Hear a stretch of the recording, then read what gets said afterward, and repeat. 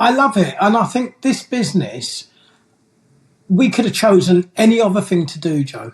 Any other thing. But this business is the only business where anyone can enter it. Anyone. If you've got 500 quid, you can enter it, or 200 quid, or 300 quid. And some are great and some are terrible. But the persistence and the focus is what you need all the time. Yeah. All the time. And the ability to do it. And it's not an easy job. It's not as easy as going and buy a car, sticking it on a forecourt and putting it on Auto Trader. It doesn't work like that. No, anymore. and I think I've learned that it's probably not my... It's not necessarily... I'm not a natural. I'm quite good at selling directly to people, and I think I was better when I was running a smaller thing, but maybe I'm just not particularly great at running like a big operation and keeping on top of the numbers, because it almost becomes like an accountant game, doesn't it? You know, you really got to track the numbers and expenses, things like that. It's not just about wheeling and dealing anymore. It's about running a £3 million business, or a £20 million business. If it's yours, it changes completely. When I went to Cinch Corby, their prep centre, it's 100 acres, Joe. That's where they prep them. They had 15,000 cars there. And it's the guy who's the director of Cinch is a guy called James, and he's an accountant. That's what he is. Because they run on data, on numbers, on process, they don't care what the car is. They won't know that It's interesting. Care. We had obviously Danny Bond, who was on the podcast. He was saying that the best salespeople that he ever had doing the type of sales that he does, which is through social media, getting people to finance and then going that way, was someone who had no car experience whatsoever. And I think that probably translates to a lot of stuff in the motor trade. If you just take in fact, some people who are really passionate about cars are the worst people to be selling cars and whatever, because you're totally correct. If you look at Big, Joe, right, their salesmen don't know nothing about the cars. Nothing. They don't need to. The public are quite intelligent about what they're buying. They research it. There's so much knowledge out there. I don't know about your customers, but my customers know more about them than we do most of the time. Yeah, and we'll say that. And, I can't remember 50 cars in and out, but you've done the research online. We're kind of here to facilitate and just make sure you feel reassured that you're going to get your warranty. We're going to take care of you, that, it's going to be checked over and the MOT is going to be done and you're going to get your 2 keys and service history and all that sort of stuff. That's the job, really, when it gets to this sort of level, really. You're not selling anything. People have made their mind up before they've come, as long as it's not a bag of shit. Yeah, you're right. I think that what's going to change now, Joe, is the introduction of so many more aggregators. So there's Motorway, CarWow, BCA, Mannheim. There's so many out there. More trade. Cars bought for more trade. Yeah. You've got all your advertisers. You've got Auto Trader, Car Gurus, Heycar, CarWow, eBay Motor Group, who encompass piston heads and do they own piston heads? Or does Car Gurus? I can't remember. Kazoo online. Google vehicle ads. It's just spread them out so much, isn't it? And where do you go? Where do you advertise? It becomes more complicated. The waters are more muddied and whatever. But what I will say is, if the people I think that are going to do really well is don't just rely on the tick the box options, when it comes to advertising. That's why having the social media and building on that is great. Do something a bit different to what everyone else is doing. It doesn't have to be a bit different you could say, I don't want to do car videos because Joe does them, or High Peak Autos does them, or whatever. But we're all in different areas. We've got different. If you're doing this for a business promotion type thing, you can do it in different areas, and it doesn't matter if you're doing the same job. There's plenty of people out there who will watch all of it.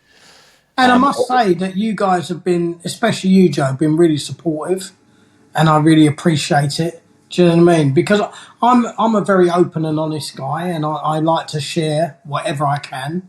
I'm not bothered. I'm not one of these people that goes, all mine. I'm not worried about it. I'd rather people know. And I'd like to say to people that you can do it. You can. As hard as the trade is, you can do it. You can, because I've done it, you've done it, James has done it, everybody has done it. And there's more and more dealers opening and closing all the time. I've noticed a lot of the bigger groups have posted really bad margins recently for the last couple of years. I'm not sure why that is. Is it because I know a lot of their administrative costs are very high? It's not like a bullish market for the cars anymore, is it? So, like we said previously, like I think for a few years you could just keep throwing money at stuff and be quite inefficient, but it resulted in good returns. Whereas that's not the case anymore. So it now needs to be, No. Everything needs to be more efficient, and also the cost of money has gone up. So, these big dealer groups, they're not usually using their own money; they're financing things or whatever. Yeah. So yeah, I think it's just got trickier. But which is why I think a lot of people are closing. They're leaning down their operation, which is something probably I'm going to try and do. Try borrowing less money and just try and take out all these. We're at the stage where we're doing good sales. So you can just try and pinch out some of these little bits. Yeah. And, Yeah. I think the reality is probably Borough Motors needs to be like it needs to be profitable and returning. I wouldn't be happy with it. Not just wiping its nose isn't going to do it for me. I wouldn't want to do it, but I think probably my strengths, it would seem, having touched, I don't know what they're saying would be, struck a chord with like these podcasts and the videos and things like that. The car buying site and doing that sort of stuff. I think that's probably where my strengths lie now. So I'm. Do you know that's 100%, Joe? I am on fire when I'm in front of a customer trying to buy a car. And I love that. I love that backwards and forwards. I love the negotiation. I love I've pretty much bought it before I get there. And I really enjoy that time, going out there and meeting people, talking to people, listening to their stories, finding out, how long they've had that car, what did it mean to them. I really enjoy that part of it, because cars are emotive, aren't they? They bring emotion to your life, don't they? I love that side of it. And that's what I'm looking to get back into, being on the road, enjoying it, buying it. It's so clinical when you're buying from BCA or you're buying, I don't go on the road with Motorway because they're normally up north. And I can't do land. If you do a targeted like buying site or whatever, you're going to get all the local ones and whatever. So you might just be like, get someone accepts the offer and be like, we could pop down now if you're home. And they're like, yeah, okay. And you just swing on out. And again, you get a buzz, don't you? We're going to go and check out this, whatever, Mustang, whatever it is you might be buying. I don't know. And I want to really start pinpointing what we do, Joe. So concentrating more on SUVs. So we want to go more Land Rover, I know. I bought some body kits for Defenders the other day. Oh, yeah. I haven't bought any Defenders, but I bought some body kits. So at least you're prepared. Some Range Rovers. I think that's like a great market. Again, do something. I'm not saying that no one's doing it, but that it's a much less crowded market, isn't it? Sort of these sort of modification of vehicles, making something a bit unique. When you said about going off into tangents, in Croydon, when we had Evokes, we'd buy Evokes, black wheel them, running boards, privacy glass, spacers, and a couple of other things we used to do to them. And we'd done every single Evoke. And then I started looking at Guangzhou in China, and I thought, I'm going to go and buy some body kits. And I didn't end up going because COVID came along, but that's exactly how my brain works.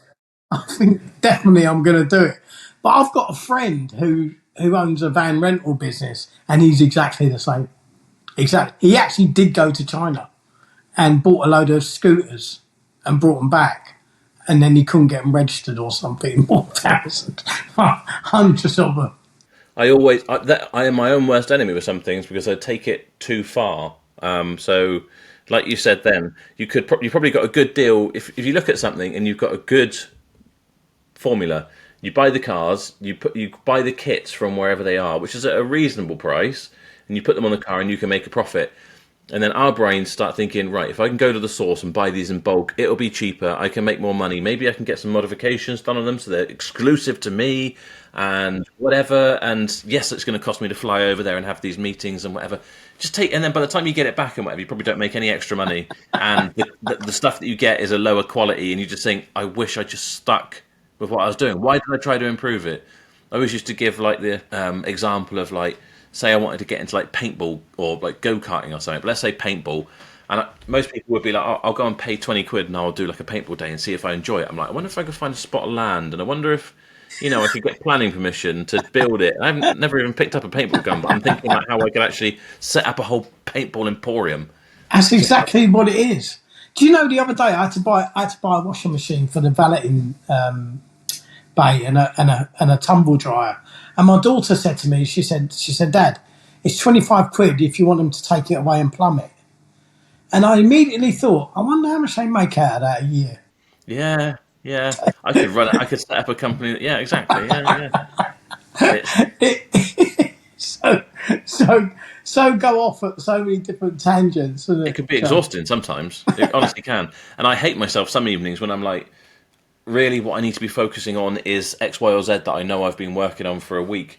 But tonight I've had this, brainstorm about, I don't know, making furniture out of car parts or something. And I just can't stop thinking into it and whatever. Does your brain scramble as well, Joe? Because my brain seems to scramble sometimes. So sometimes, like building a process for, so let's say the phone call. Yeah. It's putting it all in the right place. I know what I want to do, but putting it down in all the right places, I need someone else to do that.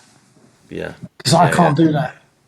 I struggle with doing that. Like I say, I can't recite the alphabet for you because I get as far as like P whatever, and I can't keep it in order.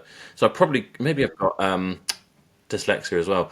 I was watching a video that's going out tonight, and I said ODB reader instead of OBD, and I know people will be jumping all over me saying I got that wrong, but it just comes out of my mouth wrong. That's just how my brain works, and I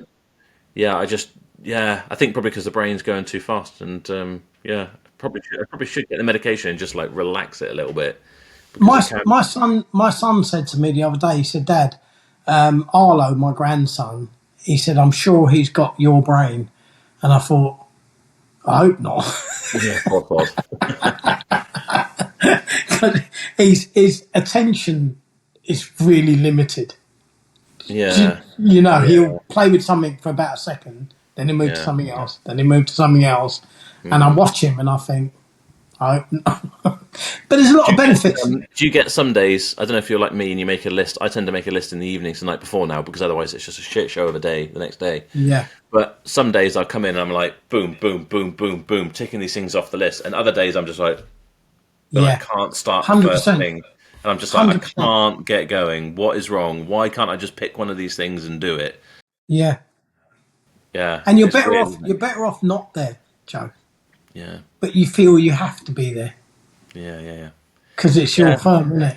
Yeah, well, but those things need doing, but I just wish I could just switch the brain to doing them, but... Sometimes it's just life. Life takes over, doesn't it? Usually it means I need lunch, and that's probably fairly normal for most people. Well, today, Pasha rang me, my oldest son, Pasha, he rang me on the way in. Well, no, tell a lie, I rang him, and then he rang me back. And if I don't get communication with the office, I don't feel right. And I might get annoyed with myself, and I want to know what's going on. It's bad, isn't it? Really, I should be able to switch off. But if I go on holiday, I can relax. I can chill out. I can just turn off and not worry about it. Yeah, I'm probably not as good, but yeah. But there we are. Talking of that, I probably ought to start attacking some of my list for today, which is I am going off to BCA now to pick up 3 cheaper cars. So Are you? Interesting. I saw what you bought. It must be fun. And do you know what? Sometimes the cheaper bits are more fun because they go quick. 100%. Yeah, 100%. Yeah, it's just and then they come back. Yeah, that's the problem. This is the thing I'm thinking at the moment. Is like, do you know what? Maybe I would be better off just selling the cheaper cars. We'll prep them really nice and whatever.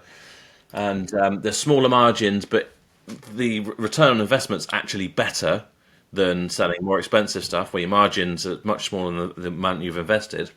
Yeah. But then you start remembering, like, people start coming back because, the indicator bulb's not quite the right colour, and then the next week they're back because, I don't know, just they don't think the speakers are quite loud enough, or, all these little problems that you get. We get it daily. And it's just like, now I remember why I was selling newer cars. But it doesn't matter what you sell, they all have their problems, so you just can't odds it, can you?